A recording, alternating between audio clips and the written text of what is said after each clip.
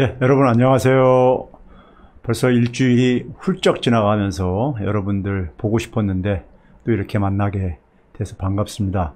그런데 채팅장에 보니까 부산에서도 들어와 계시고 안동에서도 들어와 계시고, 제가 안동 MBC 라디오, 화왕구의 MBC 라디오하고 벌써 작년 3월 달부터 기억을 하고 있는데요. 거기 일주일에 한 번씩 고정 출연을 하고 있는데, 전화로 물론 인터뷰를 하고 있는 거지만요. 근데 전국에서 이렇게 저를 만나기 위해서 기다려 주셔가지고 너무너무 감사합니다. 그리고 반갑습니다. 여러분들 요즘 날씨가 많이 무더워졌어요. 근데 건강 조심하시고요. 호주에서도 지켜보시는구만요. 이게 한국만이 아니네요. 그러니까 전 세계에서 같이 우리 지금 호주는 지금 몇 시 정도 됐나요? 지금 시간이 제가 감이 잘 안 잡히는데, 상하이에서도 가시고요. 너무너무 반갑습니다. 근데 제가 좀 이제 시작하기 전에 좀 여러분들한테, 제가 금요일 밤에 이렇게 여러분 만나면은 여러분들이 저한테 많이 피곤해 보인다는 말을 많이 하면서 제가 좀 미안하더라고요. 근데 그렇게 되는 이유를 가만히 생각해 보니까요. 제가, 하루 일과를 굉장히 일찍 시작해요. 아침 방송이 있는 날 같은 경우는, 제가 아침 방송이 몇 번 있는데요, 일주일에요. 있는 날 같은 경우는 3시 조금 넘어서부터 일어나가지고 생활을 시작을 해요. 그러니까, 아침 방송이 없는 날도 한 4시 한 30분이면 일어나서 생활을 시작해요. 스웨덴에서도 그럴 거예요. 참 놀랍네요. 사실 신기하고요. 너무너무 반갑습니다. 그래서 제가 아침 일찍 이렇게 움직이다 보니까요, 대낮에까지는 좀 이제 얼굴이 좀 그래도 좀 이제 싱싱해 보일 수가 있을 거예요. 그런데 이제 저녁 한 이제 8, 9시 되게 되면은 하루 일과를 쫙 이제 하다 보면은 좀 지치기도 하고 해서 아마 그런 얼굴이 좀 피곤해 보이는 게 아닌가. 그래서 피곤한 모습을 여러분들한테 소개하게 돼서 굉장히 죄송합니다. 좀 아주 프레시한 표정을 가지고 좀 만나야 되는데, 오늘도 제가 낮에는 KBS 12시 뉴스에 출연했다가요, 서울시 일정을 좀 보고 국회 가서 한 2시간 강연을 하고, 그리고 다시 이제 일로 이제 오다 보니까는 좀 이제 새벽 4시 한 반에 일어나서요. 그러다 보니까 좀 이제 지칠 만한 시간이기도 한데요. 여러분들 만나면 굉장히 기분은 좋아요. 기분은 좋은데, 단지 이제 육체적으로 좀 이제 그러니까 좀 피곤할 수 있겠다 하는 것은 좀 이해해 주시기 바랍니다. 그리고 이번 주도 한 주를 되돌아보니까요. 사실 이번 주부터는 제가 이제 지방 강연도 이제 본격적으로 다시 시작이 됐습니다. 화요일 날 제가 새만금에 내려갔다 왔었고요. 다음 주에도 광주를 좀 내려가야 됩니다. 그리고 이제 서울에서도 이제 강연이 또 있고요. 일주일에 제가 많아야 한 2번 정도로 좀 제한을 하려고 하고 있는데요. 강연을 다니면서 또 하려니까는 조금 이제 시간이 많이 좀 쫓기기도 하네요. 또 책을 또 이제 계속 쓰고 있다 보니까요. 지난 일주일 쭉 생각하면서 여러분들은 어떻게 지내셨는지 모르겠지만은, 저는 개인적으로는, 여러분들 덕분에 잘 지냈지만요. 아직도 여전히 안타까운 뉴스들도 많이 우리가 접하고 있죠. 지난주에 제가 9살 먹은 아이가 가방에 갇혀가지고 학대를 당하다가 결국은 숨을 끊어지게 되는 이런 비극적인 얘기를 들었었는데, 이번 주에도 9살 먹은 여아애가 입에 참 옮기기도 참 진짜 어떻게 보면 좀 떨리네요. 사실은요. 9살 여아애가 빌라 4층 베란다 난간을 그러니까 건너가지고 목숨을 내놓고 그러니까 탈출을 해가지고 하면서, 여아가 그동안에 학대당한 얘기가 몇 가지가 이제 흘러나왔는데, 목에 쇠사슬을 묶어가지고 난간에다가 자물쇠로 고정을 했다든가, 욕조물에다가 그러니까 머리를 담가가지고 숨을 못 쉬게 했다든가, 그런 거 보니까 옛날에 저희 학생운동할 때 보면은 안기부 같은 데 끌려가게 되면 말이에요. 소위 고문당하는 방식 중에 하나가 그런 거였었는데, 그런 것도 생각이 나고, 그 다음에 불에 달궈진 새 젓가락을 가지고 발을 지지기도 했다는. 어떻게, 근데 이 부모들이 어떤 부모들인가 좀 궁금해가지고 봤더니만은, 어머니는 친모인데 27살뿐이 안 됐더라고요. 그러니까, 이 딸 아이를 결국 한 18살에 이제 출산을 했다는 얘기인데, 너무 일찍이니까는, 아이를 낳고 생활하면서, 참, 그러면서 또 이제, 새로 또 어떻게 결혼을 하셨는지, 지금 아이의 이제 계부라고 하던데요. 계부도 한 35살 뿐이 안 되셨던데, 또 이 의붓 동생들이 한 3명이나 있는 걸로, 이렇게 뉴스를 통해서 들었습니다. 근데, 제발 좀 우리 아이들 좀 이렇게 좀 학대하는 것이 좀 이제 좀 그만 좀 이 소식이 들렸으면 좋겠어요. 너무너무 참 그 얘기를 들을 때 눈물이 나더라고, 솔직히 말해서요. 아이가 그동안에 겪었을 생활을 생각하니까는 너무너무 눈물이 나더라고요. 그래서 그 아이가 3명이 아니라 이 아이까지 해가지고 의붓 동생이 3명이니까 4형제지요. 4형제가 있었는데 제일 이제 맏이었다고 하더라고요. 근데 하여간 아이가 좀 이제 앞으로는 이런 고통에서 좀 이제 해방돼 가지고 좀 평화로운 삶이 좀 앞에 놓여 있기를 바랍니다. 그런 안타까운 소식과 더불어 가지고 정치권에서도 참 진짜 날씨도 더운데 지금 국회가 지금 21대 국회가 시작된 지 지난달 30일로 제가 기억을 하는데 5월 30일부터니까는 지금 이제 그리고 국회가 아직 개원을 제대로 못했지요. 15일 날 국회의장이 15일 날까지 시간을 준다 그랬으니까는 15일은 사실 그러니까 무노동 무임금인데, 예, 그렇죠. 월급 저 절반만 6월달 월급은 절반만 받아갔으면 좋겠어요. 예, 국회의원들 말이에요. 그래서 이 정치인들 여전히 그러니까는 참 진짜 국민들 한테 좀 시원한 청량자가 되지는 못할 망정 좀 더 덥게 만드는 것 같은데요.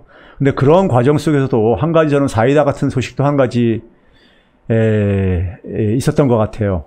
오늘 이재명 지사가 SNS, 페이스북을 통해 가지고 대북전단 살포를 하는 사람들한테 이제 경고장을 날렸죠. 사실 이 대북전단을 살포하시는 분들 때문에 이 탈북자들이죠. 탈북자 단체들에서 이런 그러니까는 대북전단 살포하는 바람에 남북 관계가 굉장히 지금 힘들어지고 있죠.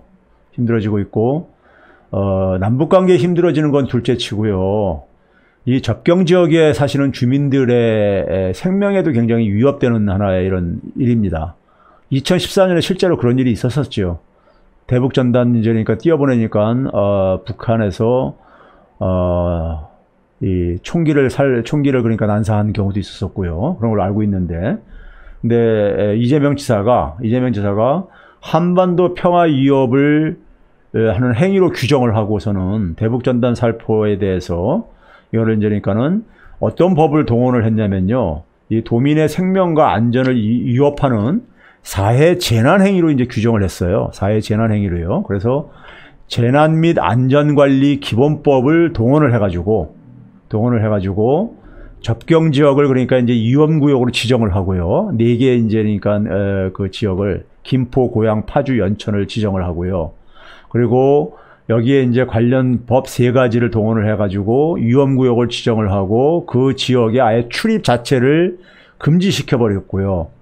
그리고 그래서 이제 이 불법 행위를 원천적으로 이제 봉쇄한다고 이제 말씀을 했고요. 그럼에도 불구하고 이런 불법 행위를 계속할 경우에 특사경이 특별사법경찰관의 준말이죠. 특별사법경찰관은 제가 알기로는 이 경찰 행정이 다 미치지 못하고 그러니까는 이제 일반 이제 공무원들의 이제 그러니까 도움을 받아가지고 사법 이제 그러니까 행정을 이제 집행하기 위해서 만든 걸로 알고 있는데요. 특별사법경찰관을 투입을 해가지고 살포자를 적발시에는 현행범으로 바로 이제 체포해서 입건하겠다. 이제 이런 조치를 이제 그러니까 오늘 발표를 했어요. 근데 이렇게 할 수 있는데 왜 그동안 통일부 장관이라든가 다른 지자체장들은 뭐 하고 있었는지 모르겠어요. 예, 사실 이 막무가내로 그냥 우리가 계속해서 전단을 살포하겠다고 하고 그 지역 주민들하고 몸싸움까지 하면서 이렇게 하는 것을 보면서 굉장히 국민들이 참 진짜 스트레스가 많이 올라가고 그랬는데, 그렇죠? 근데 이재명 지사가 이번에도 사이다 같은 하나의 이 소식을 전해줘가지고 그나마 좀 우리가 이 무더위에 조금이나마 그래도 좀 주말을 그러니까 좀 주말 넘기기 전에 좀 좋은 소식을 전해드린 것 같습니다. 자, 제가 오늘 본격적인 주제로 들어가서요. 사실 오늘 주제는요, 제가 이번 주에 제가 뉴스공장을 2번을 나갔었습니다. 2번을 나갔었는데, 월요일날, 수요일날 2번을 나갔었는데, 그러고 나서 수요일날 밤에 다스베이다에 나가서 뉴스공장에서는 제가 시간이 없어서 얘기를 못했었고요. 다스베이다에서 그 기본소득을 가지고 얘기를 했어요. 얘기를 했는데, 아마 최백은 TV를 시청하시고 나서 다스베이다 다시 보시면은 그게 무슨 말인지 충분히 이해가 가실 거라고 생각합니다. 자, 제가 오늘 기본소득을 다시 들고 나오는 이유는 지금 국민들이 볼 때는 정치권에서는 그러니까는 기본소득을 이거를 아젠다로 하나 이슈로 다룰 수밖에 없는 상황이 됐습니다. 왜 그런가요?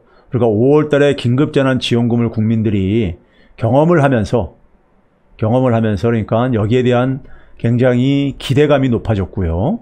그리고 긴급재난지원금이 굉장히 효과가 있다는 이런 그러니까 그 국민들의 목소리가 높아지다 보니까 정치권도 이거에 대한 응답을 안 할 수가 없게 돼버렸죠. 그렇죠? 그래서 기본소득이 얘기가 나오고 있는데 이 기본소득 문제를요 우리가 잘 정리를 해야지만이 제대로 판단할 수 있겠고요. 저는 무엇보다도 문재인 대통령이 지금 임기 한 2년 남긴 상태 속에서 뭐가 가장 그러니까 지금 이 해결하고 싶은 일일까? 남은 2년 동안에 하고 싶은 일일까? 여러분들은 뭐라고 생각하세요? 저는 2가지라고 생각합니다. 하나는 지금 한반도 문제, 남북 관계를 개선시키는 문제. 이게 그러니까 이 문재인 대통령의 마음속에 그러니까는 지금 풀어야 될 하나의 숙제로 지금 그 문재인 대통령의 마음을 그러니까 이 생각을 깊게 만드는 하나의 과제라고 생각하고요. 또 하나 과제가 뭐가 있냐면은 문재인 대통령의 경제 철학은 소득주도 성장으로 대표가 되잖아요. 근데 소득주도 성장의 양대축이 제가 옛날에 오른발과 왼발로 비유했었는데 공정경제하고 혁신성장입니다. 들어는 보셨을 거예요. 그런데 문재인 대통령이 좀 우리 경제의 체질을 근본적으로 개선하기 위해서 그리고 우리 경제에 지금 이 체질이 제조업의 위기가 진행되면서 체질이 굉장히 약화됐다는 것을 아시고 계시고요. 그래서 2018년 하반기부터 제조업 위기를 그러니까 거론하셨습니다. 그리고 나서 그것에 대한 하나의 문제를 해결하기 위해서 혁신성장이 구체적으로 좀 성과가 좀 나오기를 굉장히 지금 기다리고 있는 걸로 알고 있어요. 이게 혁신성장은 우리 경제의 근본적인 체력을 강화시키는 일이기 때문에 이게 문재인 대통령이 굉장히 지금 고민을 하고 있는 하나의 과제로 알고 있습니다. 제가 알고 있는 정보로 미루어 봤을 때는 굉장히 중요한 과제입니다. 그래서 이 기본소득하고 우리가 이 혁신성장, 오늘은 제가 한국판 디지털 뉴딜이라고 했는데요. 이것도 혁신성장의 사실은 연장선에 있는 겁니다. 연장선에 있는 것 때문에 이 관계를 좀 제가 여러분들에게 풀어드리려고 제가 주제를 준비했고요. 이렇게 주제를 준비한 이유는요. 자, 기본소득이 기본소득이라는 것은 하나의 새로운 어쨌든 간에 우리가 저는 이제 경제 정책으로 봤을 때요. 이게 뭐 복지 정책일 뿐만 아니라 경제 정책으로 봤을 때, 경제 정책은 목표가 있어야 되는 거잖아요. 어떤 것을 해결하기 위한 하나의 수단이냐. 그렇죠? 기본소득을 통해서 우리가 무엇을 해결하려고 하는 것인가. 예? 이런 이제 우리가 이제 이 목표가 있어야 될 게 아니겠습니까? 그랬을 때 기본소득은 나라마다 그 기본소득이 하는 역할은 다를 수밖에 없습니다. 시대마다 다를 수밖에 없고요. 기본소득에 대한 우리가 이 개념이 나오기 시작한 것은 굉장히 오래됐습니다. 한 400년, 길게 보면 400년 됐고요. 짧게 봐도 1차 산업혁명이 진행되면서 소위 그러니까 유럽에서 이 기본소득에 대한 얘기가 나옵니다. 그러니까 우리 고등학교 때 보게 되면 우리 러다이트 운동이라고 기계 파괴 운동이라는 거 배운 적 있잖아요. 이제 기술이 진보하면서 기계들을 사용하게 되면서 많은 이제 전통적인 일자리들이 많이 이제 없어지고 그에 따라서 또 소득도 불평등해지고요. 그런 가운데 이제 그러니까 기본소득이라는 개념을 이제 관심을 갖게 됐었고요. 그 당시에 나온 기본소득에 대한 그 아이디어를 보면 이런 겁니다. 한 사회가 그러니까 우리가 뭐 1년이면 1년 동안에 생산하는 전체 생산량이 있을 게 아니겠습니까요? 그렇죠? 생산량이 있는데 그 생산량을 만들어내기 위해서는 우리 사회가 가지고 있는 공공자원, 예를 들어서 물, 공기, 그다음에 특히 땅, 뭐 이런 것들을, 그다음에 뭐 교육도 마찬가지죠. 공공자원이죠. 이런 것들을 거기에 투입이 된다 이겁니다. 사용이 된다 이거죠. 그래서 사회 공공자원을 가지고 사회 공공자원이 일정하게 기여를 했기 때문에 사회 구성원들에게 최소한의 생계를 위해서 필요로 하는 최소한의 부분을 먼저 나눠드리자 이거예요. 예? 나눠드리자 이겁니다. 그래서 그거를 이제 대개 이제 보게 되면 한 전체 한 해 생산량 중에서 한 10% 정도. 한 해 생산량을 요즘은 이제 GDP로 많이 표현을 하죠. 그걸 이제 그러니까 우리나라 GDP로 한다면은 한 200조 정도 되는 규모가 됩니다. 네? 이 정도는 그러니까 우리가 사회 구성원의 최소 생계비에 먼저 그러니까 배분을 하자 이거죠. 그리고 나머지 남는 부분은 능력에 따라서 배분을 하자. 이런 개념이 이제 그러니까 기본소득으로 처음에 이제 그러니까 우리가 도입이 되고 그랬습니다. 근데 그 당시 얘기할 때만 하더라도 200년 전이란 말이에요. 근데 200년이 흐른 지금에 와서 기본소득이 이제 얘기가 나오는 이유는요. 이게 특히 어디서 많이 나왔냐면은 실리콘밸리 같은 곳. 그리고 유럽에 있어서 그러니까는 이 젊은 사상가들한테서 많이 나오기 시작합니다. 그러니까 실리콘밸리에 있는 이 혁신가들은 지금 기술이 굉장히 빠르게 진보를 하고 있는데 이 기술이 빠르게 진보해가지고 많은 생산의 이 그 개선이 있어도 증가가 있어도 시장에서 소비를 못 해주면은 이 기술 진보는 그냥 사장될 수밖에 없다 이거예요. 그래서 근데 지금 우리가 경제는 보게 되면은 소득 불평등은 굉장히 심해져가지고 경제가 이렇게 어려운 이유가요. 시장 개념으로 얘기한다면 소비와 생산을 나눌 수 있잖아요. 근데 소비가 만성적으로 부족한 거예요. 생산을 못 따라가 주는 겁니다. 소비가.